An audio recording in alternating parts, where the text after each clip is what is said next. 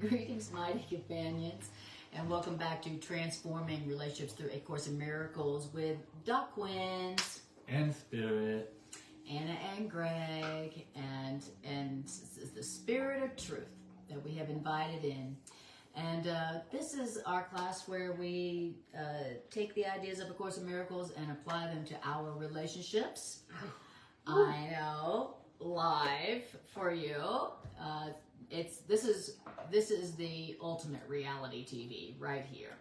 So we were going for reality. So we already did the random number generator last week, and it pulled up chapter 30, section 4 or 5, depending on which edition.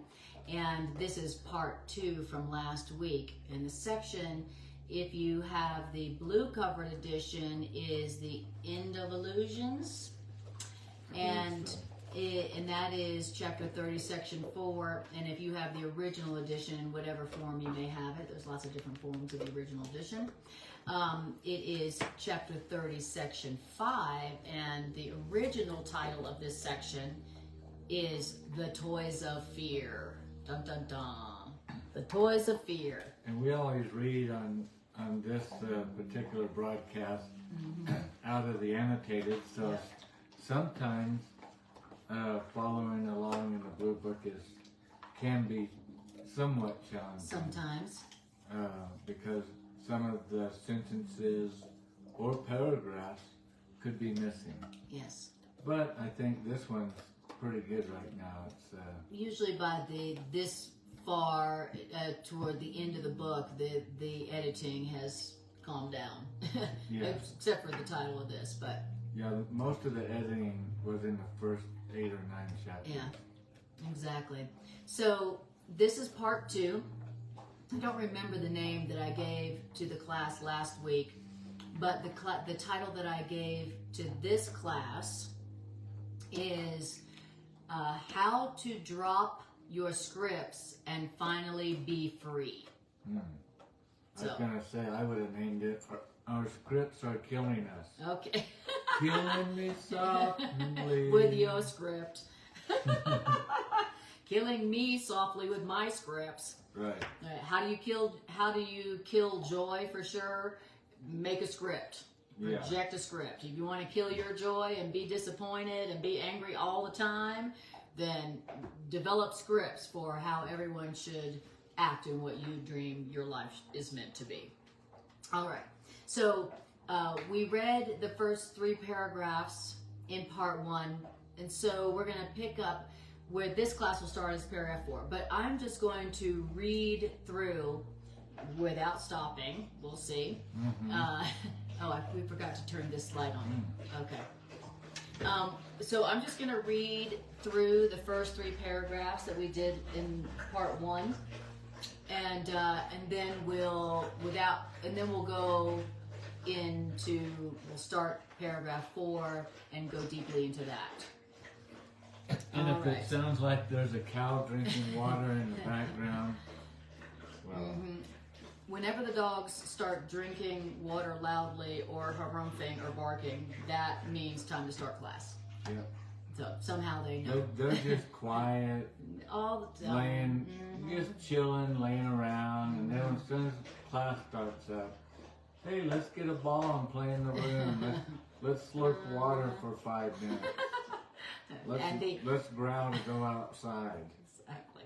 Somehow, for some reason, the ego feels a little bit threatened when we start to join to share the truth. Go figure. In a world, I wonder why. In a world made to defend against the truth. Exactly. So, all right. So I'm just going to read through the first 3 paragraphs without stopping, if we're able to do that. Go for it. Okay, and then we'll start this part 2 on paragraph 4. You will attack what does not satisfy, and when you attack what doesn't satisfy you, you will not see that you made up what does not satisfy you. And that's because you always fight illusions. You always fight something that's not true and not real? Why is it that you always fight only what's not true? Because the truth behind what's not true is so lovely and so still in loving gentleness that were you aware of the truth behind what you're fighting or you're attacking, you would forget your defensiveness entirely and rush to truth's embrace, the beautiful truth that is so lovely behind that which you're fighting, that which you're defending against, that which you're attacking. The truth can never be attacked. That's how you know that the only thing that you attack is what's not true, because what's true is so lovely and so beautiful that were you aware of it, you would drop your defensiveness and attacks entirely and rush to embrace the truth. That's how you know that you only attack what isn't true. He says, and you knew this when you made the idols, when you made the scripts that don't satisfy, you knew that you were attacking something that isn't true. And your idols, your scripts, they were made that this truth about how lovely the truth is might be forgotten. So we made the scripts. Why? So that we would forget how lovely the truth is, that were we aware of it, we would rush to embrace it. In other words, you attack only false ideas, and you never attack truthful ideas. And all scripts, all idols, are the false ideas you made to fill the gap you think arose between yourself and what is true. So when I don't want to have the truth about what I am, I make up a script. And then I idolize it. I worship it. And you attack your scripts and your idols for the things you think your scripts represent, like security, like safety. What lies beyond your scripts that you worship cannot be attacked. That's paragraph number 1. So what is it that we attack? Well, we attack whatever doesn't satisfy us. And what is it in this case that doesn't satisfy us? The scripts that we made up thinking that our scripts would fulfill us and make us safer more than truth. Okay? When you don't believe that the truth, when you're not aware of the truth's wholly satisfying nature, you make up scripts that you then worship, thinking that, oh, if I get my script fulfilled, that will satisfy me. But since scripts never satisfy, they can't satisfy whatever doesn't satisfy scripts, you will attack. Paragraph 2. The wearying, dissatisfying scripts that you made up and worship, they are just blown up children's toys. All the scripts that we made up for us, that we think will make us happy and safe, they're just blown up children's toys. And a child is frightened when a wooden head springs up as a closed box is opened suddenly. Or a child is frightened when a soft and silent woolly bear begins to squeak as he takes hold of that silent and woolly bear. The rules that the child made up for his boxes and for their bears, their toys, have failed the child, which means the children's toys have broken the child's control of what surrounds the child. So the child thinks. And now the child is afraid because the child thought the rules the child made up for its toys protected that child. The child thought, oh, the rules I made up for my toys protects me. And when our toys break the rules we made for them, like satisfy me, now the child is afraid. See the metaphor? I wonder who that child could be. Now, the frightened child must learn that its toys, the boxes and the bears, did not deceive that child. Now the child must learn that the child's toys didn't break any rules, And now the child must learn that the child's toys breaking its rules do not mean that the child's world is made chaotic and unsafe. Now the child must learn that just because my toys broke the rules I set for my toys, like be real and satisfy me, does not mean that the child is not safe. The child, that's us, was mistaken. What does that mean? That means the child misunderstood what made the child safe, and the child thought that what made the child safe had left. When the child's toys broke the rules that the child set for those toys, thinking if my toys just go by those rules, then I'll be safe. But the child was mistaken in what made the child safe. We are mistaken about what makes us safe. So we're learning when our script gets broken. You know, our plan that we made. Yeah. You notice that it wasn't said that God said, you know not of the plans that I have laid up for you, plans of joy, of abundance, of goodness. You don't know of them. Well, why? Because you got your own plans. And notice it didn't say, you don't know the plans that you have made up for yourself of joy, of abundance, of goodness. Because we don't come up with those kind of plans. Our plans fall far short of what brings us joy in this world, of what brings us abundance, of what brings us satisfaction and goodness. And what we're learning here is that when our plans are broken, when our boundaries are set up and all of a sudden we're out of bounds with all the rules and the scripts that we wrote, is, hey, you were mistaken. That wasn't what was keeping you safe anyway. That's not what makes you happy. Right. You and know? Boy, what a lesson to learn. When we can grab onto the idea and the knowledge, the truth, that when Greg's script is not working out the way Greg wrote it to be, it's okay. You're totally safe. You're still safe. Totally safe. The world's not chaotic now because it's not going the way you wrote out the story. Yep.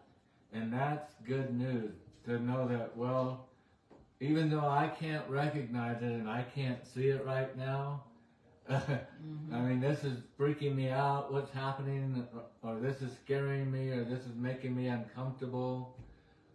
I need to remind myself that it's still safe. Things aren't chaotic as I perceive them to be. Now, that may not change things right away, but at least, you know, my mind's coming back to truth. Right, which does make you safe for real and does satisfy you. So only the truth can satisfy you for real, and only the truth, knowing the truth about you and the truth about reality, only that can make you truly happy and safe. And so that's right, our scripts that we're making up for our toys is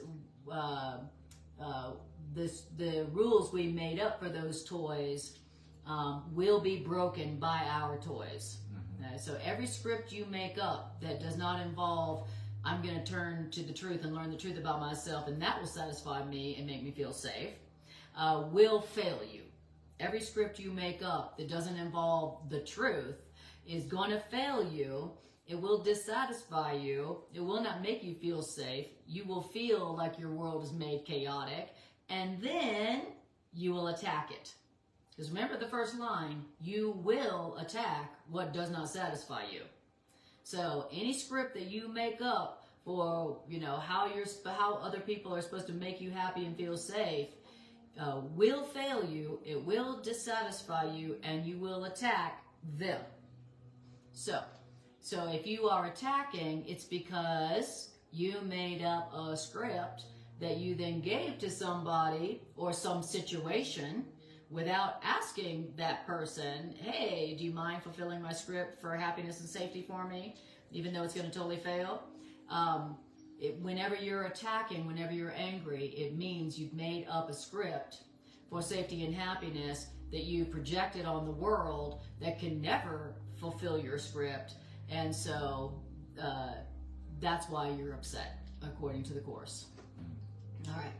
And I make up a script every time I believe that there's a gap between me and the truth. Every time I believe that the truth won't wholly satisfy me and keep me safe, then I'm going to, I put a gap between me and the truth, and that's where the script goes.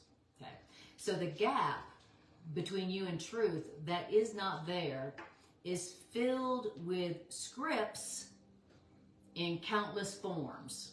Mm-hmm. The gap that I think exists between me and truth, well, since I don't have truth, the best I can do is a script for what should make me happy. Okay? So the gap between me and truth that is not there is filled with scripts in countless forms, and each script seems to break the rules you set for that script. Yeah, for me to be at peace, I have written out a script for the way my relationship with Anna has to go. I've written out a script with how things have to go at my job in order for me to be safe. I've written a script for my bank account, for my relatives, for my friends, for my body. For my body. I've written so many scripts in countless forms. Countless forms. Countless forms. Well, those scripts that you made up for everyone and everything in your life, those scripts never were the thing you thought. You thought it was a great plan. You're like, I got a great plan. I got a great idea. This is so great. I'm so smart. And you thought it was something that would keep us safe. Yeah, and that exactly. would ultimately bring us happiness. That's right. How many times has my script ultimately brought me happiness? Moving along. Right. You think about it. You think about the times that you have been the happiest, and usually you realize that time you didn't plan. That experience that you were the happiest you can remember being, very often you didn't come up with that plan. It was just something that happened despite your plans. So you may, notice next time you're like, this is awesome. This is great. Notice that it's not what you had planned. It's something that happened despite your plans. So the scripts that you made up never were the thing you thought, the thing to make you safe or happy. And your scripts must appear to break your rules for safety, since your rules for safety are wrong. But that doesn't mean you're endangered. Just because you made up false rules for safety and happiness doesn't mean you're not safe, and doesn't mean you can't be happy right now. As a matter of fact, you can laugh when your scripts break open and the head pops off your script, or your script starts to squeak. Oh, that person just left me. My safety and my refuge is gone. Or you could just go, well, I guess something better is coming along. That's right. I thought that would make me happy, but apparently not. I was wrong. And then you can laugh. I love it. It's telling you can laugh when your scripts break, when they break down. When your scripts fail you, you can actually laugh at that. Why? Because you're not endangered. Just because your scripts for happiness and safety fail doesn't mean you're not safe or can't be happy. So you can laugh when your scripts fail. Imagine that. Wouldn't that be great? I like that. Let's try that, Like next time our scripts fail, go, all right. Just like you said, that must mean something better is coming along. All right. But while you like to play make-believe with your scripts, you still perceive your scripts as obeying rules you made for your enjoyment. Your scripts that you've made up, you're making them up for your enjoyment, for your perception of safety and happiness. Usually we're not making up scripts for their happiness. Right. This is what I think will make me happy. Yeah, we don't go, why did you come home late tonight? Well, because of traffic and this and that. Why are you so upset? Because you got to be tired working that long of hours. You should be coming home early so I could give you a massage. And make dinner for you. Make dinner for you. we never are like arguing and fighting for other people. No. We're always upset because because the rules we made for our happiness didn't get met by that person or that situation. And that's a key point of why our scripts don't work. It says they don't. The rules that we made, the reason they don't work is because they're wrong. Yeah. And why? Because those rules are based off of the point that you just brought out, a me concept. Yes, that's right. About me. How's this? We always write out the script with, okay, who's the main character? It's going to be Greg.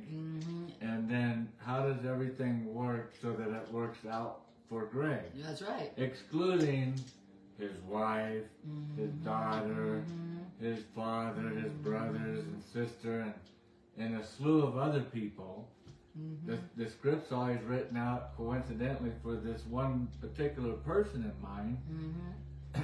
And when we write scripts out that way, we're breaking the universal laws that were established by love and the author of safety, which is all-inclusive. That script considers everybody and everything. That's right.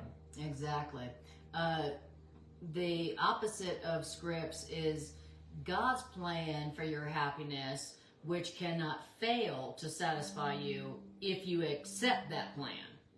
You know, that's the alternative. I can either make up a plan for what I think will make me happy and safe, and which can't possibly succeed, which means it's going to dissatisfy me, and then I'm going to attack it. And you know how that goes. Or I could say, God, I don't really know my own best interest, but you do, since you created me and your only will for me is happiness. So I would like for your plan for my happiness. Now you're asking for a plan for your happiness that cannot fail, because you didn't make it. Right. So that's the alternative. Now it says, but while you like to play make-believe with your scripts, play like you're God. Yeah, exactly. Like, you know, if you just do this and you do that, like just like when we're little kids, you know, we have dolls and we make our dolls act this way, and we make the other dolls this act. G.I. Joe. G.I. Joe. Of course. Right, G.I. Joe, Barbie, whatever. We're making our masculine, feminine dolls, you know, act out for what? For me. You know, my dolls are playing out my script, right? And so while you like to play with your toys, meaning your scripts, you will still perceive your scripts and your toys as obeying rules you made for your enjoyment. And so that means that there still are laws which your scripts and toys can seem to break and frighten you. Yet, are you at the mercy of your toys? Are you at the mercy of your scripts? And can your toys represent a threat to you? So your script is literally a make-believe toy. Just like all children's toys are make-believe toys. You're like, oh, I'm gonna make believe I have this is my pet horse, and I'm making believe that, you know. So our scripts are our make-believe toys, our toys that we use to play our make-believe games, is our scripts that we give rules to follow, like the rules in a game. But when your toys break, are you at the mercy of your toys? No, they're just toys. And so when your toys break, when your toys fail to obey the rules you made for your toys and your scripts, then remember, they do not represent a threat to you. So when your toys break, don't forget, you are not endangered. You're still safe, and you can still experience happiness. All right. So that's where we got last week. That's right. That was the recap from part 1 last week. All right. So it says reality or you could say happiness. Happiness, reality, observes the laws of God and not the rules you set. Or you could just simply say, reality observes God's script. Yes. God has a script. Yes. And that's why I said, or you were talking about playing with toys. We sit there and instead of, pouring tea at the little tea table, pretending like we're adults, we're doing the same thing, writing scripts, pretending like we're God. I'm going to create what keeps everything safe, and I'm going to create reality. And then when it doesn't go that way, then I become the God that we project onto God, which is very wrathful, very angry, very cruel. And now people need to be tormented in my hell that I'm going to make for them because my script wasn't written. That's right. But reality of what's really going on and what's really true, what's really keeping people safe and abundant and joyful and happy and at a state of mind of peace is to observe God's script. That's just as simple as it can be. That's right. And you could say God's script is reality. Right. Reality is the way God has established the universe. You could say reality is universal law. And remember what it said about in the first paragraph about reality. That which is true is something that you would never attack because of its wholly satisfying nature. It's so lovely, it's so beautiful, it's so loving that if you're aware of the truth, reality, you can't help but drop everything else, all your idols, and rush to embrace it. That's the nature of reality. It's of God's script. It's wholly satisfying. So you would never attack reality. It says you never attack what's true, because what's true is wholly satisfying, wholly loving, wholly beautiful. And so happiness, reality, doesn't observe the laws and the rules you set for your happiness and safety. Thank God. And another good point is, how do we attack? How would I attack? Because we hear that all the time. How do you attack God? How do you attack reality? And we're hearing how we would attack is with our script. We pull our script out like a sword and we just try to slice through reality and go, this is how it thus should be. Yes. And every time we're doing that, we are playing make-believe with our toys. Right. This is how it should be. This is how it should go. This is how you should behave. This is how I should behave. This is how I should be. That's just playing make-believe with our toys. And then worshiping our make-believe fantasy story playtime. Our idols, our scripts. And we're so insane that when somebody doesn't act out their part in our script, we believe they deserve to die. Yeah. And tormented in some way. Yeah, exactly. Wow, you did not fulfill your part in the script I gave you for my happiness, and so you must die, says the queen. just like Trisha says, and who died and made y'all God? Exactly. My sanity died, and so now I think I'm God. Right. But notice that whenever I'm playing God, when I'm playing make-believe games, that I am God and I know what will make me happy, and I believe everybody should play along. That make-believe fantasy, it will never satisfy me, and it will fail every time to make me happy. And when it fails, it's not if, it's when my script fails, I am going to feel endangered, I'm going to feel unhappy, and I'm going to attack the script that failed. I'm going to attack. what didn't satisfy. With what? More script. Yeah, with more scripts and guilt. I'm going to do a bunch of amendments to my script. When the original script isn't working out, I'm going to go, okay. Okay, new script. We're going to have more rules, more regulations. Yep. And I'll make sure they're enforced. Ooh, honey. But we're going to call it love. And we're going to call it a relationship. Exactly. All right. Now, it's only God's laws, it's only universal law that guarantees your safety. That's the only thing that guarantees your safety. Reality. The truth. Knowing the truth.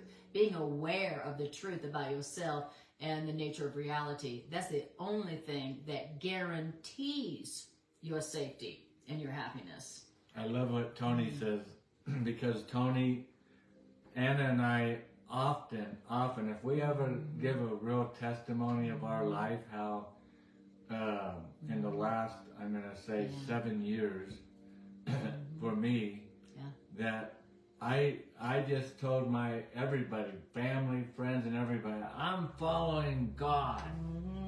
And people didn't even know what that meant. I didn't know what that meant. And I was like, I'm following God. What I was really saying back then was, I'm following whatever God's script is. I would tell people, if I have to go to another country, I don't care, as long as I'm with God. And ironically, Anna was saying the same thing in her life. And as we said that, it seemed like all hell was breaking loose in both of our lives. All of our scripts. Yeah, because once we gave up our script, then what do you think's going to happen? Your script's going to get tore up, and then you're going to have all your life jackets seemingly thrown overboard on the ship, and all the lifeboats. Yeah. And you're like, don't let go of that lifeboat. That's one of my favorite scripts. Remember, it says we make countless scripts in many forms. Yeah, that's right. And so now that Holy Spirit's in charge of the relationship of you and your Creator, the lifeboat gets cut loose, which was my script on how things were going to keep me safe that direction. What looked like a nice, perfectly fine life jacket was thrown overboard, and then I'm frantic now because my life seemed to be changing so much. And all the things that I thought were there to keep me safe, keep me happy and at peace and joyful, were just flying out the door left and right. And then, all of a sudden, exactly what Tony said was I tossed the script away, and my life unfolded like a magical dream. Yes. And that is definitely... I am the witness of that as well, Tony, and so is Anna. Our life, we would always say, individually and when we got together, everything that happened once I got rid of my script and was willing to let go. It's like playing tug of war at first. No, I want it this way. No, I want it this way. Once you finally let go, and once the new script, God's script, starts unfolding in your life, you will certainly say, as we both individually and collectively together, we've said, I could have never come up with this. Never. I didn't even know that this script was available. I wasn't even thinking that way. I wasn't even looking in that direction. To think that my life would be the way that it's been magically unfolding. Exactly. And that's the thing to remember, that the things that you love the most about your life wasn't your script. Right. It was God's plan for your happiness that you could only accept once your scripts imploded, like they do, and you let them go instead of trying to revive them, give them CPR. And anybody that's experienced it, we like to say little cliche things like, that had Spirit's fingerprints all over it. Exactly, because we didn't plan it. Yeah. It wasn't our script. Right. It's so obvious that that Spirit was doing that. That's right. That was obviously God's plan for our happiness. Right. It says, so your scripts, your make-believe plans, scripts, they seem to dance a little while according to the rules you set for your scripts and your make-believe scripts. But then your scripts fall, your make-believe scripts fall, and they cannot rise again. Okay? That's what happens to all of our plans, all of our scripts, all of our make-believe fantasies like, oh, when you act like this, I'll be happy. Those are our make-believe scripts. Right. Our make-believe games. You know, when, oh, you be the daddy, no, you be the mommy, you be the king, you be the queen, and I'll be the princess. And, you know, they says, your scripts, your make-believe games, your scripts were but toys, my child, so do not grieve for them. Your plans for what you dreamed your life was meant to be, says they are just toys, and so do not grieve for your plans for happiness and safety that failed you. Don't grieve for them. Okay? It says you really could actually laugh when your plans for happiness and safety fail you. Right? You could do that. But remember that even though your scripts dancing never did bring you joy, neither were your scripts the things to frighten you or make you safe, even if your scripts obeyed your rules. Wow, what a thing to remember when you feel, when you're grieving. Notice what the words that it uses for when our plans and scripts fail, which they have to do. It was, you'll grieve, you'll feel dissatisfied, and you'll feel endangered. So whenever you're feeling those things, if you're feeling any of those feelings right now, endangered, which means not safe, if you're feeling like you're grieving something, or if you're feeling dissatisfied, those are all fingerprints. Those are all proof that you made a script for your safety and happiness that could not do anything but fail. And that's why we love A Course in Miracles. It's a total recipe book. You can look up in the book symptoms. Oh, grieving. Confusion. Yes. Check. Yep. And you go through all the symptoms. Dissatisfied. And check. Then you read. Attack thoughts. Check. And then you read the physician's cure all for what's going on, and it says this is one that has made their own script. Yeah. That was this. I'm reading the effects. I know what the effects are, but now I know the cause. That's right. The cause is I made a script. And now, looking back in my life, when I look at how my scripts for my happiness and my safety failed in the past, now I thank God. Because what if that script for my safety and happiness had not failed? Right. I wouldn't be right here right now. Right. And, in this beautiful, holy relationship and beautiful place that I didn't plan that for myself. I didn't plan on meeting you. We didn't plan on finding this house. It literally we didn't plan on, and I've shared testimonies like this and on different chat sites on the internet, and I'm amazed how people get defensive right away, like you shouldn't brag about abundance. Right? Yeah, my dad used to say that. Yeah. Oh, don't say how good you have it. God's listening, and He'll curse you. And He'll punish you. I get a lot of that on the internet. internet. God will punish me for celebrating my good. Yeah. For saying how good it is. But for our mighty companions, it's just this property was not like It wasn't our plan. exception of something that's happened. It is the norm of what's been happening. You know, this property came to us by somebody contacting us to say, hey, you should check this out. And it was just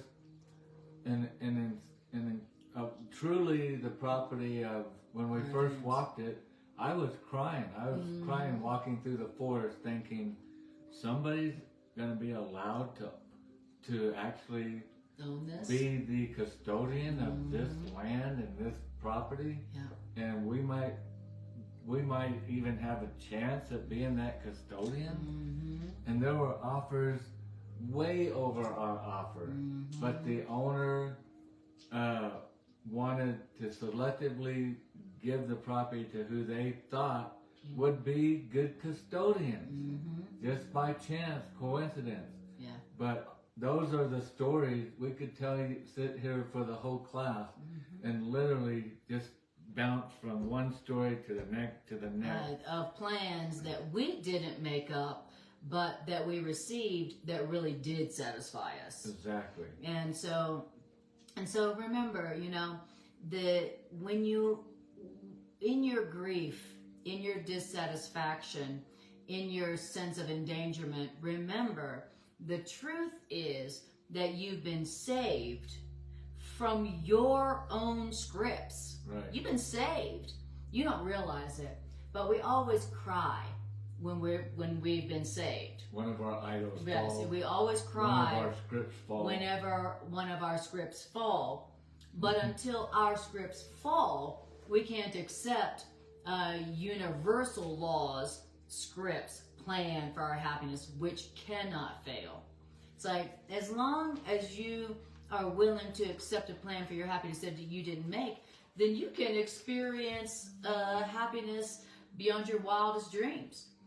But as long as you think you know what will make you happy, and you're making up scripts and projecting them onto the world for your safety and happiness, then you can't accept the plan that love has already made for your happiness. That cannot fail if and when you accept it. But you can't have your plan and God's plan for your happiness at the same time, because they're exact opposite. One will satisfy you, one won't. All right. So. And real quick, let's blow a kiss out to Robin. Oh, Robin. Hi, cuz. All right. We are awesome. All right. Yes, we are. Okay. Yes, I love that. Irene says the truth is that you've been saved from your script.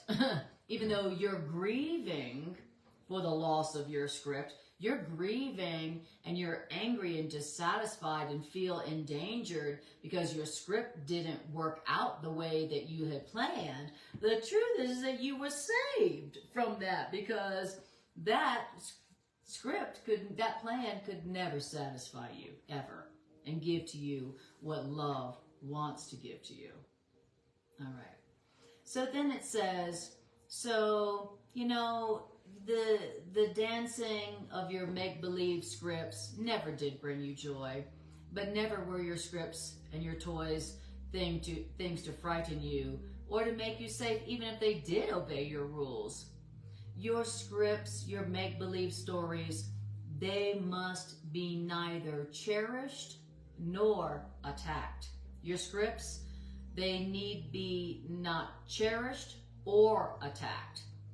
What should you do with your scripts? If you're not supposed to cherish them or attack them, if you're not supposed to worship your scripts or attack your scripts, what are you supposed to do with them?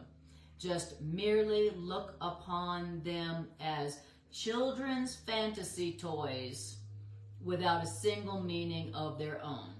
So just look upon them as a children's fantasy. I was having a children's fantasy that if you would be the man or the woman that I thought that you should be to make me happy, that I'd be happy. Okay? That's just a made-up, make-believe children's story that you worship.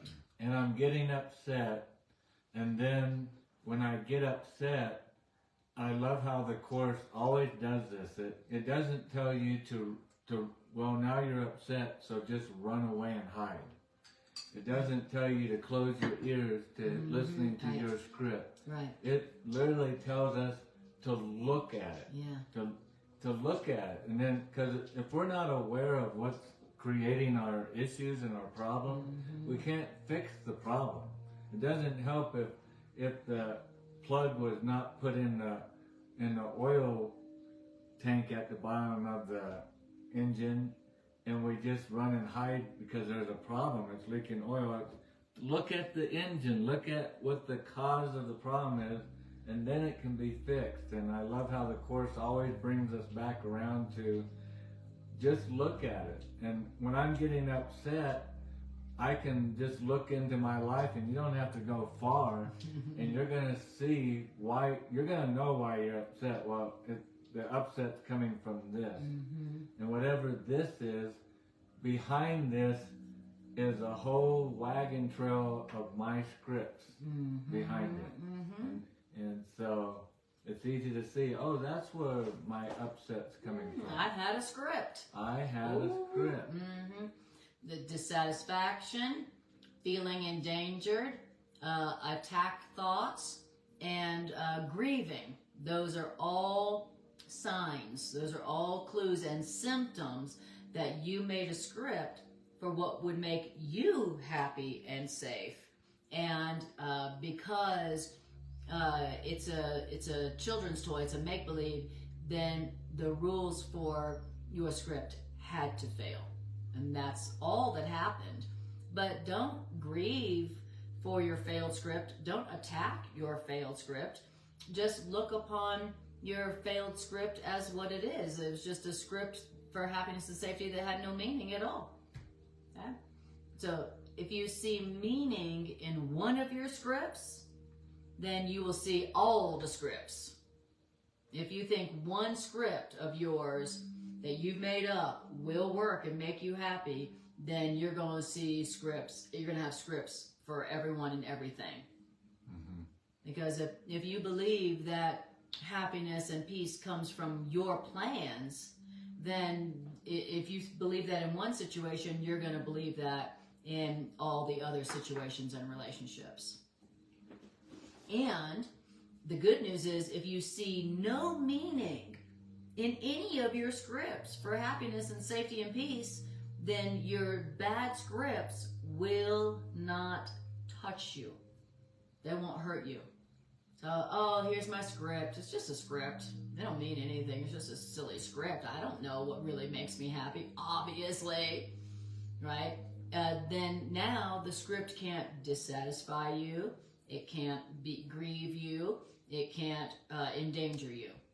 Because it's not there anymore. Because you see it as a meaningless script. You know, it's like a meaningless script, so I'm not going to invest all my happiness into it. And I'm not going to attack that script that had to fail, which means I'm not going to be asking for attack through that failed script. So that script can't hurt me. That script can only hurt me if I believe in it and if I attack when that script fails. So that's the only way that that script can hurt me. And the only thing that hurts me is not others. It's my scripts that can't but fail to make me happy and make me feel safe. All right. So that was paragraph 4. And now we're going to paragraph 5. In the annotated.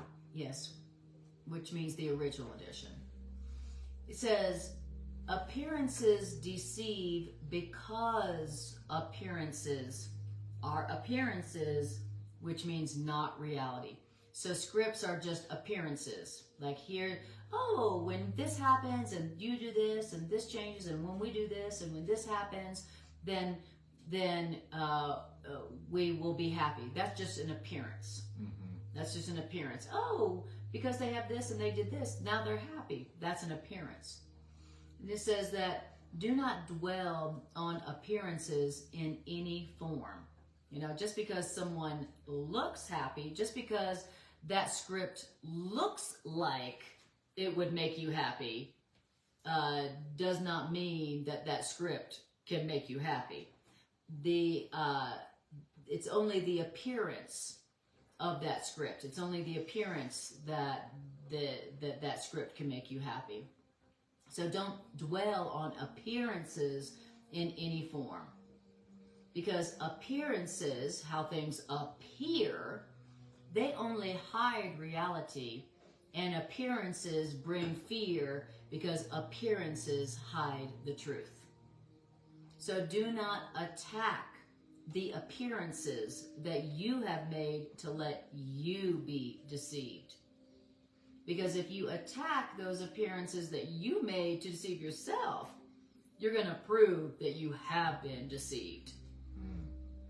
Right. You think about things that like, oh, well, that's just an appearance. Oh, they look so happy. Oh, it looks like if I just had that right house and the perfect person and that they just acted right all the time, it looks like that would make me happy. That's what a script is. It's like, oh, it looks like if I had all that, I'd be happy. It looks like those who have that thing that I want, it looks like they're happy because they have what I want. Those are just appearances, and appearances deceive. So, it says, do not, all right, then it says, attack has power to make illusions real. So when you attack an appearance, when you attack something that seems true, but it's not, then it's going to seem true to you. So when you attack something that isn't true, you're going to think it's true. So once you realize, oh wow, I've made a script. Mm-hmm. So you're awake, you're being aware. In that moment. Oh, I'm angry. Why am I angry? Oh, I must have made a script. And now we're getting a step-by-step process, again, as the Course always wonderfully does, to what to do next. And what to do next is don't attack. Just because you discovered, oh, I made a script, I better attack it, my script now. Don't attack it because now your script was a fantasy. It wasn't real to begin with. Well, attacking it is going to just give it power. It's going to make it credible. It's going to make it seem real. But that's the first thing to know, is because the first thing we're tempted to do is always attack. When our script fails and we feel dissatisfied. But if you've given somebody a script for how they need to act for you to feel loved and safe, and when they fail that script, which they can't help but do because nobody else can make you feel loved and safe ultimately, and then you attack that person who failed your script, now you have made it seem real that somebody else is responsible for your happiness and your safety, which is why you're upset in the first place. Okay, so scripts are the make-believe games I play where I'm like, if you were different, I'd be happy. You have the power to make me feel happy or sad. It's your responsibility to make me happy. That's the make-believe blown up children's toys that I've made up. Now, when you fail to satisfy my script for how you're supposed to make me feel safe and happy, and I attack you, now I believe even more that my happiness comes from someone outside of myself. Okay. Why? Because I attacked them when they didn't fulfill my script of making me happy and feel safe. Then it says, oh yeah, let's see where we're at. Yeah, right. So it says, attack has power to make your delusions real. Yet what attack makes is nothing.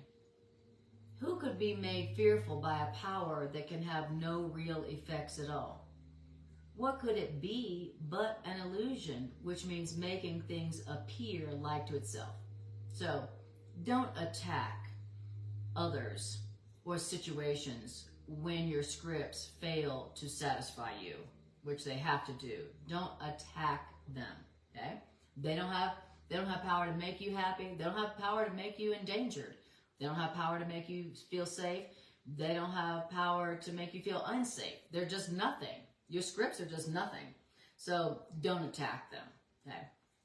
It says they're just appearances, they're just illusions. But instead, what you should do with your scripts that will get broken, that will fail to satisfy you, what you should do with them is to look calmly on your scripts, your make-believe stories about how if people were different, you'd be happy. Look calmly on your scripts, your make-believe stories.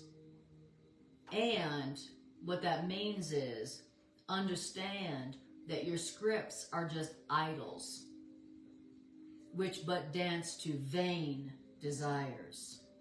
My script is an idol that what? That only dances to my vain, self-centered desires. That's what it is. It's a made-up story, a make-believe story I made up to serve my vain desires. A vain desire is anything that serves my happiness, forgetting about yours. Okay, that's what a vain desire is. So, do not worship your scripts, because your scripts are not there. They're not real. They're make-believe. They're made-up stories that you worship. But the fact that your scripts aren't there, they're not real, is equally forgotten when you attack. When you attack, when your scripts aren't met. So when you attack because your scripts weren't satisfied, then you will think they're real. And you'll think, well, that was the wrong person. And so it's not that my script is the problem, it's that person that's the problem. So I'm going to get rid of that person, and I'm going to go find another person who says they want to fulfill that script. I mean, that's if I tell them about my script, which is a big if. So you're going to forget that your scripts are nothing. They can't endanger you, nor can they make you happy. They're nothing. You're going to forget about that if you attack when your script doesn't get fulfilled. What do you do when your scripts don't get fulfilled? Do you laugh like it said you could? Do you laugh at the popping heads of your script? Like, ha ha, that's so hilarious. That's so funny that my script failed. That's just hilarious. And thank you, God, for that. Thank you, God. Hey, God, what's your plan for my happiness? I know that's a plan that cannot fail to make me happy. That's the alternative to what you can do when your scripts fail, besides attack them. You know, if you think about it, most of us were brought up, taught to believe that to pray is to give God your script. That's right. Mm-hmm. You know, cast all your cares upon me, for the Lord your God cares for me. Mm-hmm. Well, my cares are my script. Yeah. You know, if I was really casting my cares, I'd be like, I don't know how you are going to do it, God. Why should I be telling you of all beings? Why should the created tell the Creator what to do? Yeah. How silly. Yeah. But yet that's how we tend to have been taught how to pray, is to give God our script and to let God know how our script isn't going right, and please come over here and fix it the way I wrote it. That's right. And then when we give our script to God, if the script fails, which it has to, then what do we say? Why do you hate me, God? Why'd you abandon me? Why'd you abandon me? I thought you loved me, God. After all I've done for you, God, I've gone to my place of worship every week. You know, why have you forsaken me, God? That's what we say when we're giving our scripts to God, and then the scripts failed. Why have you forsaken me, God? Do you hate me? Must be what I did on prom night all those years ago. So then it says in paragraph 6 in the original edition, it says, God's children, that's us, need no defense against our scripts. Okay. It says, your scripts, why is it you don't need any defenses against your scripts? Because your scripts do not threaten you at all. Your one mistake is that you think your scripts are real, which means you think your scripts will work. Your one mistake is that you think your scripts will work. You think they're real. You really think that if everybody acted the way you thought they should all the time, for you, for your happiness, that you'd be happy. And that's no joke. I mean, that's for real, obviously. We have scripts, like we said earlier, in our relationships, our jobs, our communities. And boy, when they don't go right, you know we don't feel safe. Exactly. And we feel dissatisfied. We feel grief. Like, oh, my script, you know. And then we attack. And we feel endangered. It's like, oh, now my world is chaotic and I don't know what I can believe in. You know, we've all experienced that where our plan fails and then we're like, I don't even know what to believe in anymore. Yeah, well, at least don't believe in what you were believing. Start there. And what you were believing, your one mistake, was that your scripts are real, which means that your scripts that can work. Your one mistake is that you can make up a plan for your happiness that works. That's our one mistake. You know, obviously we don't know what makes us happy, or we'd all be blissed out. We're all obviously doing whatever we think makes us happy. And if we knew what made us happy, then we would all be blissed out. So obviously we don't know what makes us happy. But our one mistake is that we think we do. And then we're making plans for it. And when those plans fail, which they have to, we attack.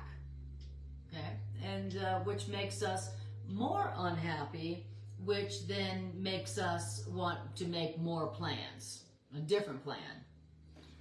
Well, the one right plan that we can make is to make no plan. Exactly. And to ask for God's plan for our happiness. Yeah. Okay. Trust in God's plan. And ask for it. And it says, and what can the power of make-believe do?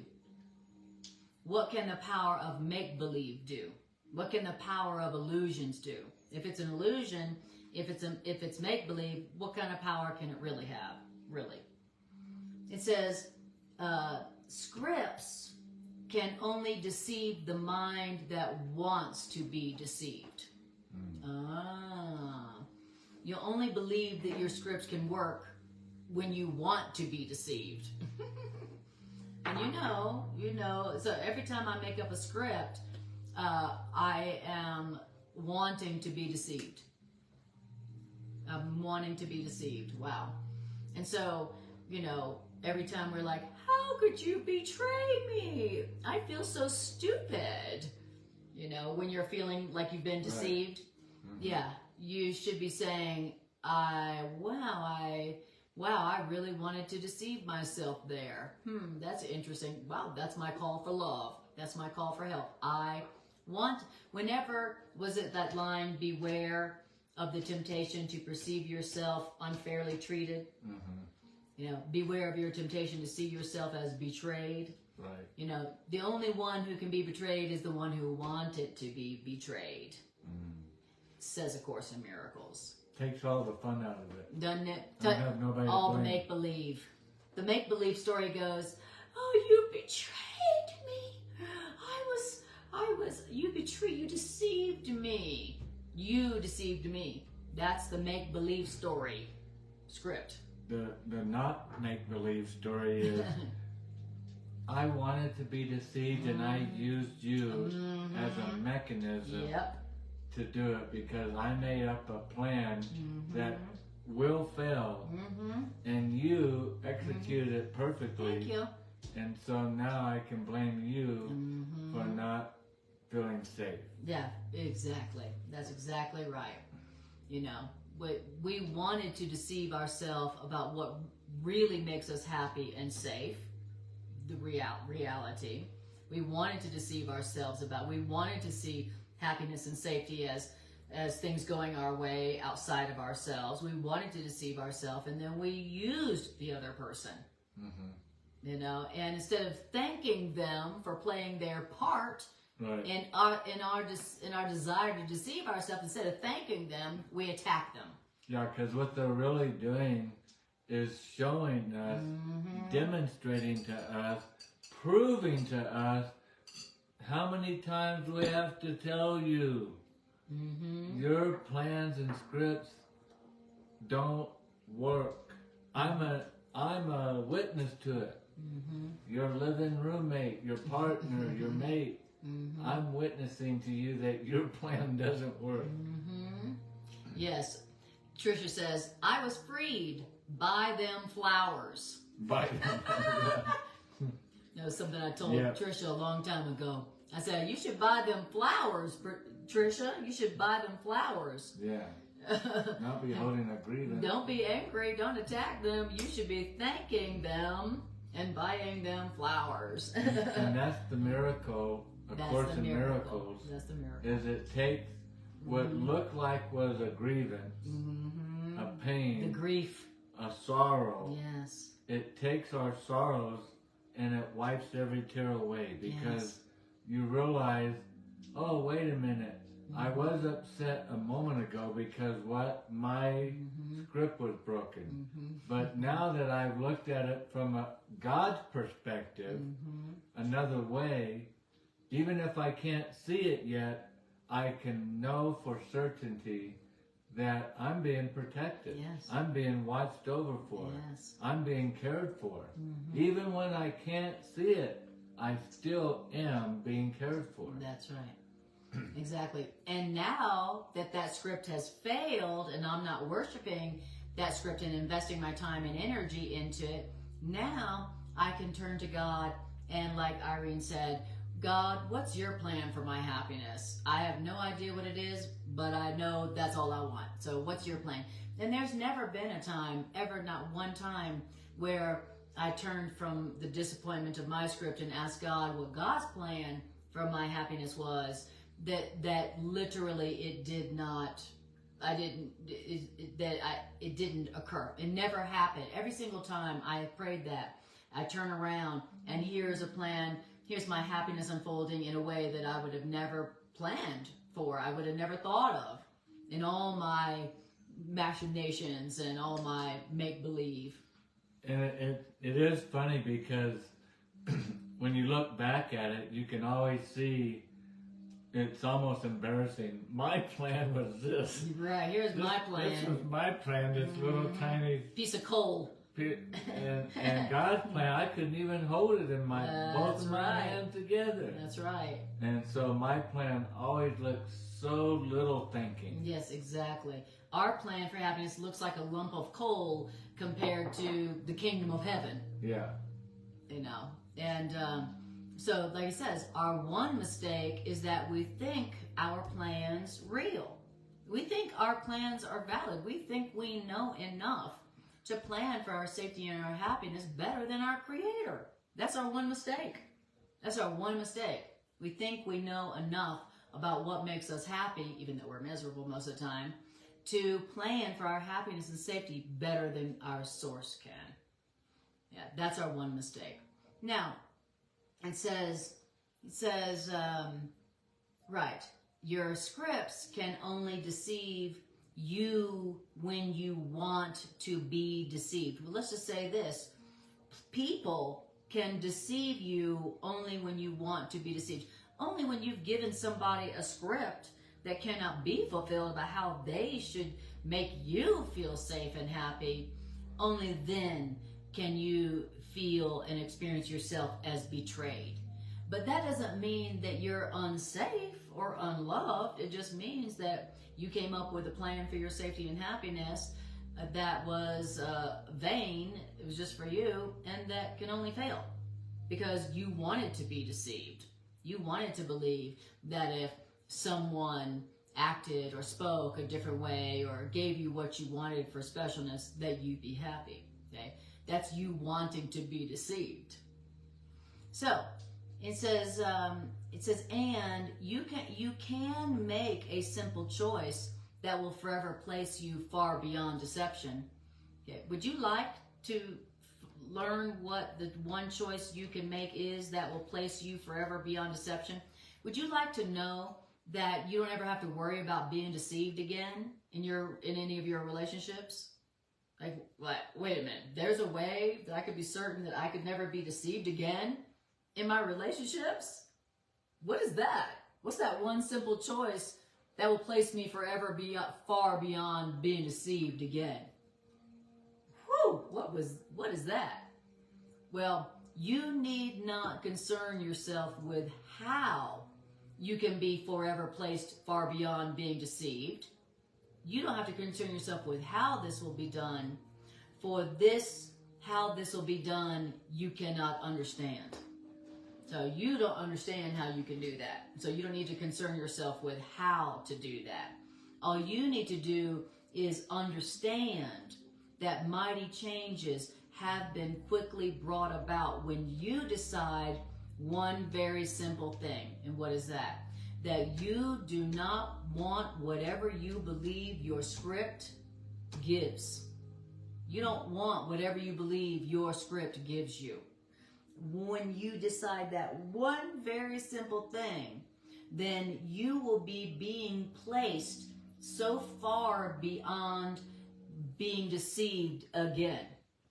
Yeah, because doesn't it get so clear what our script does? It's like a big bear trap. Yes. And we're the bear. Yeah, that's right. That we set. Yeah, it's a trap that of anger. Yeah. Because I'm happy as long as I'm skipping along, until my script gets broke.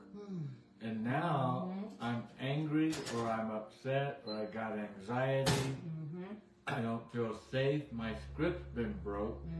And the whole purpose of the script was to do that, to make me angry. That's why the script is the script.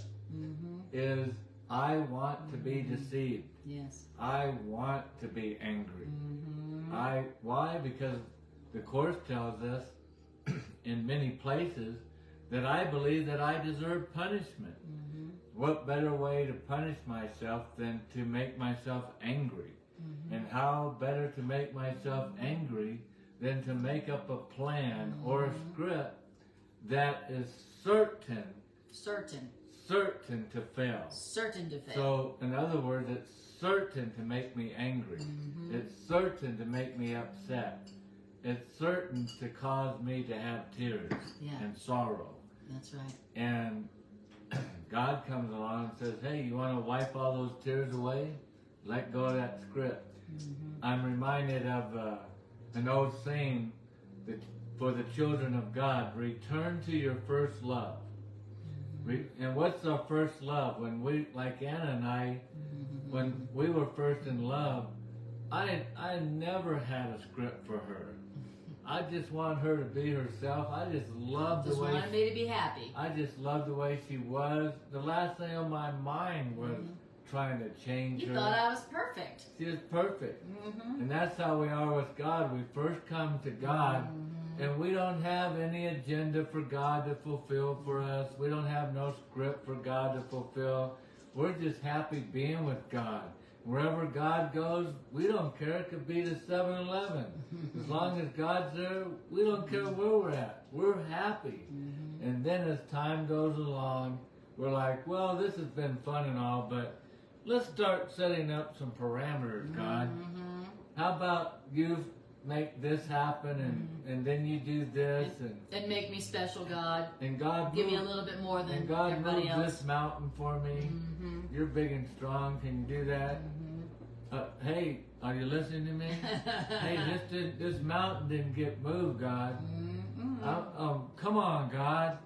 And now we're upset. You can feel betrayed. And so it becomes very, very clear that our scripts are like vicious weapons that we're using against ourselves. That we're using against me, against myself. Exactly. And when you have a script, you can't help but use other people for your script. Now, when you have a script, now the only purpose that the people in your life fill for, in your perception, is to fulfill your script. Right. And if they don't fulfill your script, they're useless to you. They're useless. I mean, so when you have a script, it puts you in an extremely narcissistic mental stance. Now all you care about is getting your script fulfilled. And people only have value or worth according to whether they help to fulfill your script. That is a really narcissistic kind of perspective there. That's not how love is. That's not how love is. Like, you're here for me, okay? Are we straight on that? You're here for me, okay? And here's what I need you to do for me to feel safe and loved, all right? And then if you say yes to that script, then that's how I know you love me. And then I'll love you. That ain't love. That ain't even anything close to love. It's not because you care about my feelings, it's you care about my script. Exactly. If you care about my script, then I call that love. And my feelings, and my true feelings. That's right. And it says that you don't need to understand how you can get to a place where you're not worried about ever being deceived by another again. Okay, you don't have to worry about how to get to that place. Doesn't that sound like a great place where you don't have to worry about being deceived by somebody ever again? Can you imagine? About being deceived by yourself. Right, but imagine being in relationships where you're never worried anymore about somebody betraying you or deceiving you or taking advantage of you. All synonyms. Can you imagine how that would feel? In this world, wow. In all your relationships, if you weren't ever concerned about being taken advantage of, deceived, betrayed, but it's saying that you can make a simple choice that will forever place you far beyond being deceived or betrayed. And you don't need to understand how you can get to that place. All you need to do is decide one very simple thing to get to that place, that state of mind. And that one very simple thing that you need to decide is you don't want whatever you believe that your scripts can give you. Wow. Whatever I think that this script for Greg can give me, I don't want. Whatever I believe this script for my family is, whatever I believe it offers, I don't want that. And that's an easy formula, because when I'm upset, I can just ask myself, well, why am I upset? Oh, because Anna did X, Y, and Z. Oh, okay. Now, why did I think by her doing X, Y, and Z that I'm not safe, or that I'm been betrayed or deceived? Any of those. And it's like you're talking it out with yourself, and then you start to realize, oh, I don't trust God for my safety. I trust this person. Yes. I don't even trust this person. Right. I just trust my script that I gave this person. Very good. And then you can walk it backwards all the way to the source of what's causing the anger. Yep. And now you can fix the anger. And it always, always, always comes back to me. That's right. And that your one mistake is that you believed that you knew what makes you safe and happy, and that was your one mistake. It comes back to you.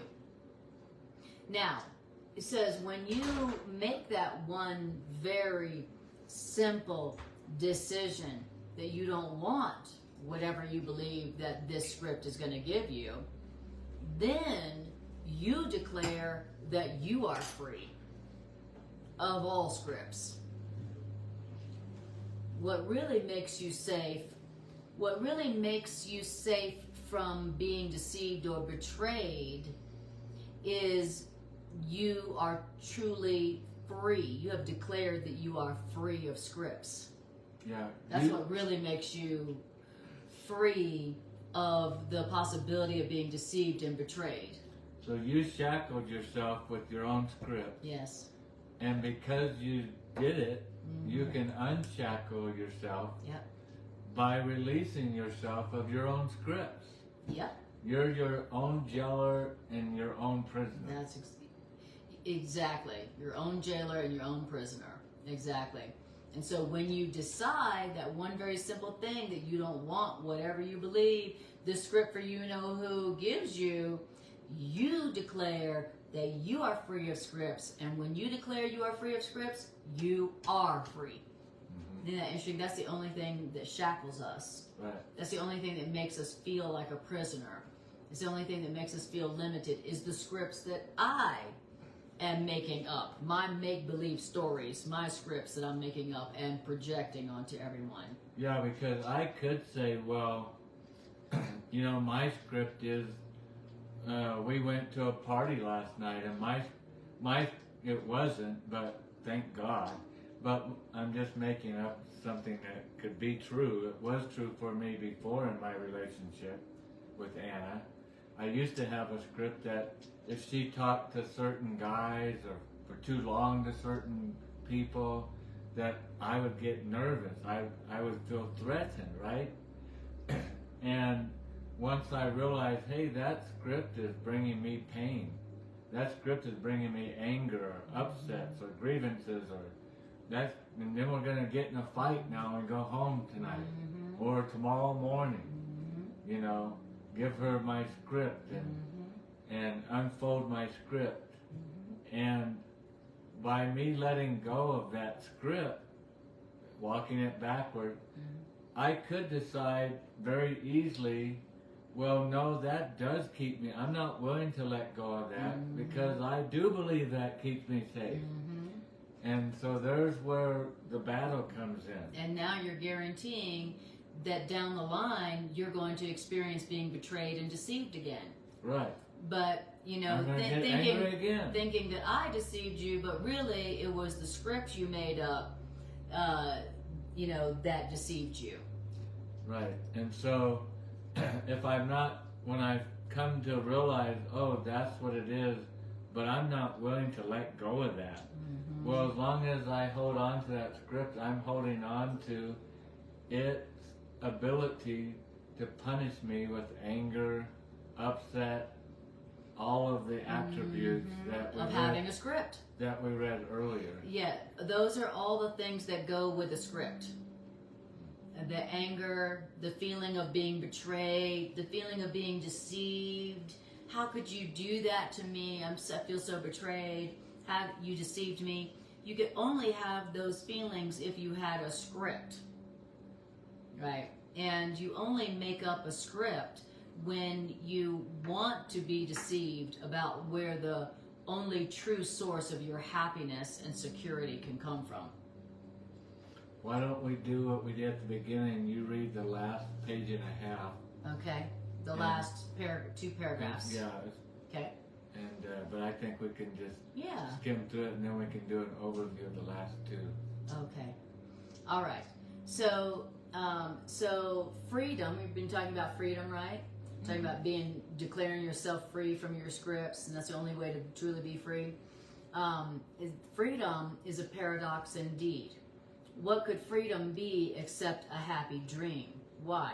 Because you are asked only to forgive all things that no one ever did. So happiness and freedom is a paradox because you're being asked to forgive all things that no one ever did, which means you're being asked to overlook what is not there, which means you're being asked to not look upon the unreal as reality. That's why freedom and happiness seems to be a paradox. Right. Forgiveness seems to be a paradox. I'm being asked to forgive what didn't happen.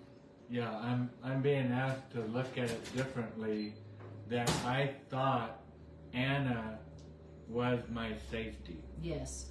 And my behavior. That was a mistake. Yes.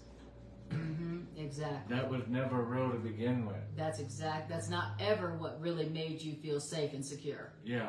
And my creator right. is what makes me feel safe and secure. Yes. I just temporarily forgot it and projected it onto somebody else like Anna. Exactly. And then felt imprisoned by that projection, that projected script. So all you are only asked to let your will be done, which means seek no longer for the things you do not want. Okay? Stop seeking for what you don't want. What do you not want? I don't want my happiness and my security to be in the hands of someone or something outside of me. I don't want that. I don't want my happiness and my sense of security to rest in Greg's hands. Or foiled by my own script. Yeah, I don't want, I don't want my happiness to be out there somewhere that I have to try futilely to control. I don't want that. I want my happiness and my sense of safety and security to be within me, within myself, within my own mind. I don't want my happiness and safety and security to be out there, okay, where I can't control it. Like a dependent addict. Yes, oh, exactly. Give me happiness. Yeah. Oh, give me happiness. Exactly. Always looking for happiness. Do you want to be an addict? Let me get a happiness fix from you. Yeah. Are you available? Do you really want to be an addict? Well, who really wants to be an addict? Nobody really wants to be addicted. Nobody wants to have an experience where they need something outside of them that maybe they can get, maybe they can't. And that their happiness is in the hands of something outside themselves. Who wants that? Nobody wants that, really. So it says, all you're asked to do is to stop seeking for things that you don't want. I don't want to be dependent on people, places, and things outside of myself for happiness and security. Do you? I don't. Well, all you're asked to do is stop seeking for what you don't want. All you're asked to only let yourself be free of all your dependencies, of all your addictions, which is all your scripts, which is all your dreams of what you never were, a body, needy, and stop seeking to substitute the strength of your idle wishes for God's plan for your happiness. That's all you're asked to do. Stop seeking for what you don't really want. Let yourself be free of the dreams of what you never were, which is dependent, which is needy, which is lacking, which is empty on the outside, so that you got to get something from the outside. So just let yourself be free of all that, to stop seeking what you don't really want. That's all you're asked to do. You're not asked to make happiness for yourself. You're not asked to figure out what makes you happy. You're just asked to stop seeking for what you don't really want, which is to have your happiness at the mercy of other people, places, and things. Okay? Who wants to be dependent, and who wants to be an addict like that? Which means to be at the mercy of the plan that has all these boundaries that I made in order for it to be fulfilled. Yeah, man, that's when you have a script, you have really limited the parameters of your happiness. When you have a script, you're saying my happiness has to come in this form, has to be in this shape, has to come in this timing, has to come through that person, and this way. Okay, now go. That's what a script means. I mean, that's putting some serious restrictions and limits and boundaries on your happiness. That's you saying you can't be happy unless things happen like this, through them, at this timing. Well, that's very imprisoning. That's very limiting. How could you ever feel really safe when your happiness has such intense parameters and limitations? Yeah, my script is my limit. Yeah, my script is my limit on my happiness. My script says, my happiness is limited to this form. It has to happen like this with that person. Well, that's a big fat limit on your happiness. What if God has a plan for your happiness that is bigger than your limitations, your parameters? Yeah, that God has... Do you want to be happy, or do you want to be right? That God just happens to know a lot more things available than I do. Yep. Yes. Because that's God's plan and script. Exactly. God's aware of things I haven't even considered or thought of. Yeah, like what makes you happy. Yeah. And how. Yeah, exactly. And how to do that. It says, so then it says, when you do that, your dream of disappointment and dissatisfaction and grief for all your scripts that didn't get met, that dream starts to fade and disappear. So that life where you're always feeling disappointed and deceived and betrayed and abandoned and lacking and needy and disappointed by everybody all the time and attacking everybody because they didn't fulfill your script, that kind of life begins to fade and to disappear. Doesn't that sound great?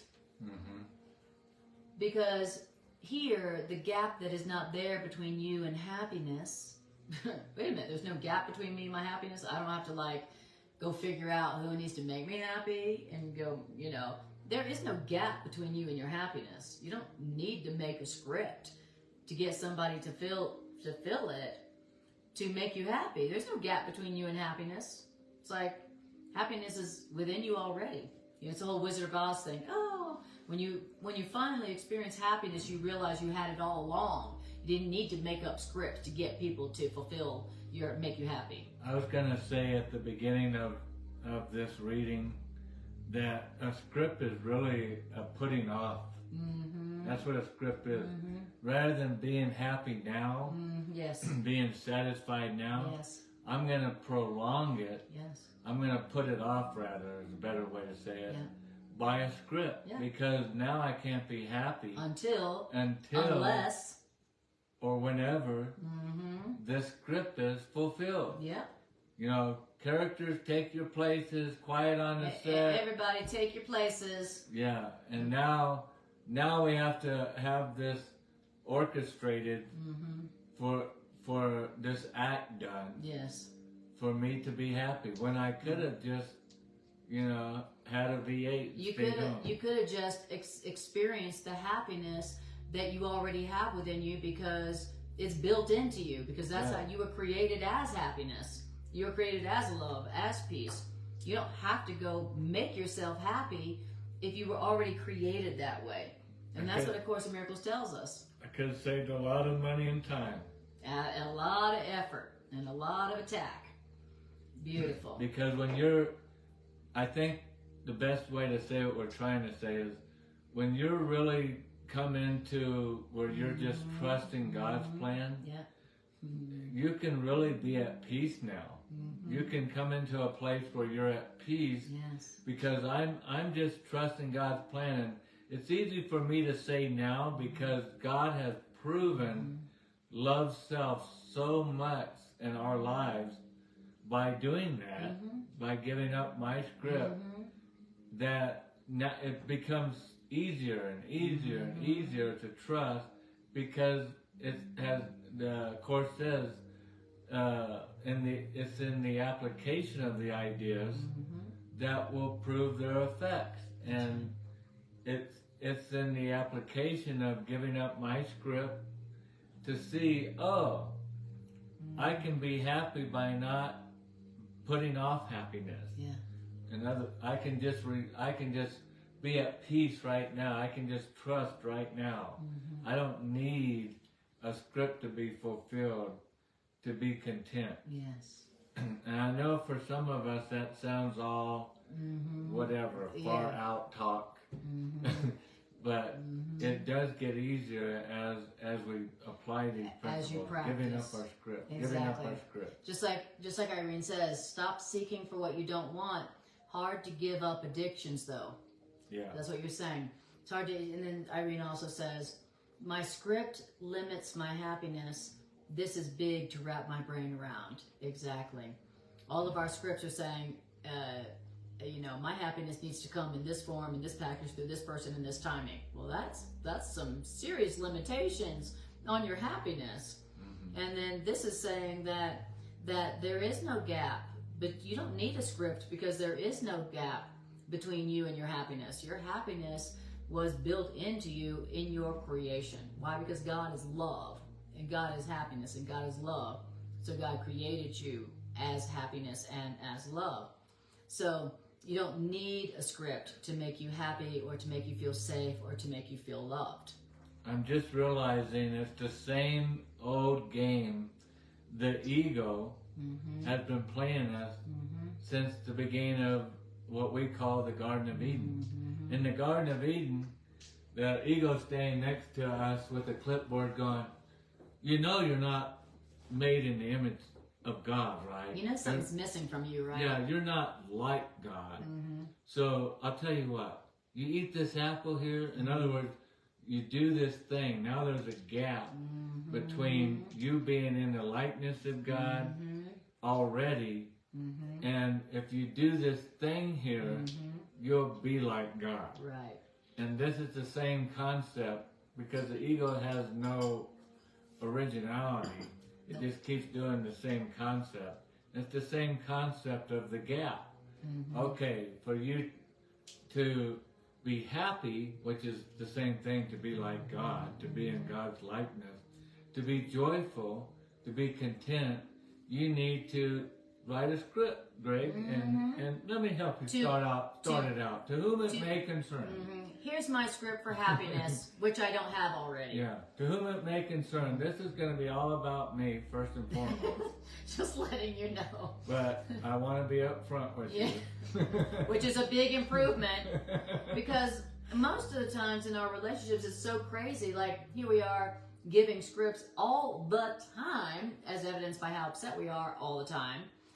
Here we are making scripts for what people need to do to make us feel safe and happy, but we don't even tell them those scripts. At the beginning Hell no. of the movie. Hell no. We just tell them how they got out of character when they got out of our character that we want them to be. Exactly. Only when they break the rules that we made for them to make us happy and safe do we attack them. Right. So they're like, they have no idea what the script is because we didn't tell them. Right. And so that's how insane we are. Not only are we making a script that they cannot fulfill, for which we will attack them, but we don't even tell them what it is. So it's just really, really unloving and destined to produce hate.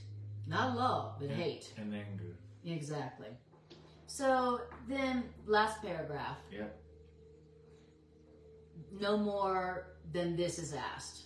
What it just said. All you gotta do is stop seeking what you don't really want, which is your happiness outside of you, dependent on all these people and places and things and limitations, and stop seeking for happiness in the gap between you and happiness that is not even there.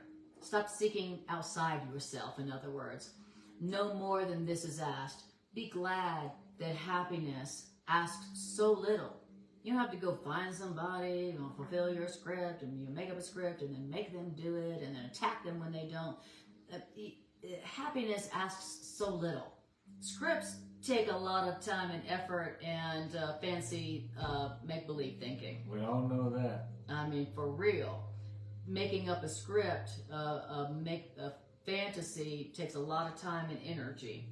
And then attacking people when those scripts fail, it takes a lot of time and energy. Be glad indeed that happiness asks so little, not so much. Happiness asks for nothing in reality.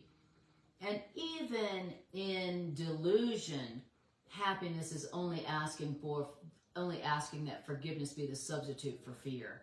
Okay? Even if you're totally deluded and asleep, all happiness is saying is, would you prefer forgiveness to fear? That's it. It's like, sure. Okay, great. That was easy, right? Happiness, even when you're totally deluded, is just saying, would you prefer forgiveness to fear? Yeah, okay? Would you prefer to see this a different way than the way that you were previously seeing it? Right. So it says that you prefer forgiveness as the substitute for fear. That is the only rule for a happy dream. I would rather have forgiveness than fear. That is the only rule. That is the only rule for happy dreams. You want to have a happy dream? You want to have an experience that's happy instead of torturous and grieving and dissatisfied, full of attack? The only rule for happy experiences, for happiness, is that that you desire forgiveness to be the substitute for fear or anger. And when you ask for forgiveness, be the substitute for your fear and your anger, then the gap between you and happiness is emptied of the toys of fear. And then the toys of fear's unreality, and the gap between you and happiness, its unreality is plain. There's no gap between me and my happiness. I was built to be happy. I have happiness built in. Dreams are for nothing, which means you can have no need of scripts. Scripts are for nothing. And you can have no need of scripts. You don't need scripts to be happy. You don't need scripts to be safe. You don't need scripts for love. You don't need scripts for love and happiness and safety and abundance. That's deep. That takes a load off the world. Shoo-wee, yes. I don't need the world to go the way I think it needs to go to be happy. Yep. That just doesn't release me of my own script. That releases the world, the whole world, from having to fulfill my script. Exactly. It's like, finally, we can be ourselves. Greg gave up his script. Yay! Thank you, Greg. Exactly. For unburdening us. Yes, and that's what we with do. With all your burdens. And so thank you for saying that. That's beautiful, because you could say that scripts are for nothing, and you don't have any need of the world. Right. Like, you don't need the world in order to be happy. You don't need the world to be different. You don't need anything from the world. You don't need anything to change. You don't need to get anything from the world to be happy. You don't need that. You don't need to seek for happiness outside of yourself, is what A Course in Miracles is teaching us. It's the absolute 100% opposite of everything that we were programmed and conditioned to believe. You know, who of us heard, hey, you don't need anything to be different. You don't need anything from outside of you to be happy. You got happiness. Happiness is a choice to be what you are and to appreciate what is. Who among us heard that as children? Now, your scripts are for nothing, and you, the child of God, can have no need for scripts. You don't need scripts to be happy and safe and abundant. Your scripts offer you no single thing that you could ever want. So you could say the world could offer you no single thing that you want.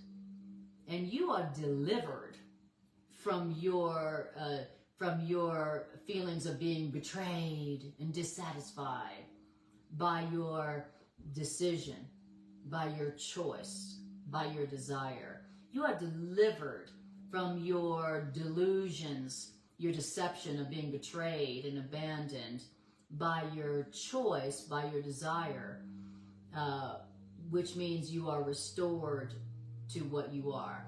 You are delivered from your scripts by your choice, and by your choice you are restored to what you are, which is happy, complete, and unlimited. Unlimited. Not limited to a script, even the one that I made. Yep. For myself. I'm not limited to my own script. That's right. For happiness, for fulfillment. And what could God's plan for your happiness be except the means to give you to yourself? Wow. What could God's plan for your happiness be except the means to give you to yourself? Yeah, without chains and shackles. And all the limitations, right? Like, it's like God's plan for our happiness is the means to give you to yourself. Like, I'm already happy. I'm already loved. I'm already only love. I'm already being protected. I'm already protected. I don't need a plan for that. I'm already safe. I don't need a plan for that. I can't be deceived. I can't be betrayed. I can't be abandoned. I don't need a plan to keep me from being deceived. Exactly. All of our plans are exactly doing the opposite of what we set them up. Very good. Of what we make them for. That's exactly we right. We make a plan to keep us safe, and the very substance, which was the plan, is what doesn't keep us safe. Makes us feel unsafe. Yep, we make a script to keep us protected, and the very thing that we use to make us protected is exactly what guarantees that I'm not going to be protected. There you go. Well said. All right, so there you have it. Irene, you're right. You know, it is challenging to access it, and it is 100% challenging because, man, it's so challenging to give up what we really make believe that toys are scripts in our head to keep me safe. When Anna and I were first in our relationship, I had so many scripts. I had a lot of scripts, you know, because I had a lot of past experiences that I thought I learned from that taught me how to write a better script. And you had a lot of experiences that taught you that you could be deceived and betrayed. I thought my problem has been I just haven't been a good enough script writer. I just need to write a better script this time in this new relationship. And then I won't be deceived or betrayed. But I was getting the same results. And why? Because my scripts are a setup. It's a total setup, like a bear trap said earlier, that I'm going to get caught in my own trap. And when that trap springs, it's going to hurt. That's right. And you'll feel dissatisfied, and then you will attack. And then the cycle goes on. And the beat goes on. The cycle goes on. Or you could say, and the beating goes on. And the beating goes on. Exactly. All right, you guys. Well, we finished that section. What a deep section this was. And thank you for using your very precious time and energy to join this healing circle. And if you would like to support our Miracles Ministry, then you can either share this on your Facebook platform, your Facebook feed, or you can like, share, and subscribe if you're watching this on my YouTube channel. Either way, thank you so much for just watching. Thank you so much for sharing. Thank you so much for supporting this. And on behalf of the world that is benefited when we join in these healing ideas, thank you. Thank you very much. I love you guys so much. We really appreciate you joining and strengthening these ideas with us. It really is great to be in a really wonderful honor to read course with others who love this curriculum. Yeah. Those who really want to be set free from the shackles that their scripts and limitations have put on them. So, good job. Yeah, we're like, unshackle me, God. And God's like, well, you're holding the key. That's right. You got the key. Love you guys.